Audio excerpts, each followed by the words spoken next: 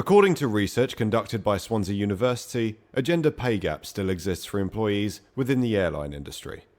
To discuss the findings, we spoke to Professor Geraint Harvey. The research isn't so new. It's around 5 years old now. It was research conducted by myself and a colleague at the University of Bristol back in 2014. But colleagues at the School of Management and myself have gone back to this data and just taken a look. We were interested in the sort of gender component. Now, along with many other people, when this has come up in the past, I've been one of the first people to say yes, but what this reflects is likely to be the fact that occupations are gendered, pilots are predominantly male, they're very well paid, cabin crew are far more likely to be female than they are pilots, and therefore that explains the gender gap. So what we did is to take the data according to geographical context.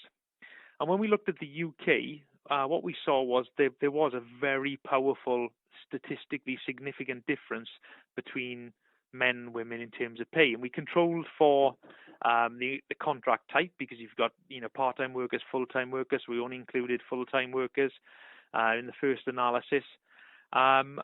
And obviously job type, so we just looked at cabin crew. And what we see is a very strong difference. Now, that doesn't exist anywhere else. Italy, there's a fairly sizable difference. It's not statistically significant. There is a sizable difference between men and women in Italy. But in the UK, this gender pay gap, according to occupational type, exists. So what this does, is a minor thing, but a very important minor thing, is it demonstrates that this gender pay gap exists.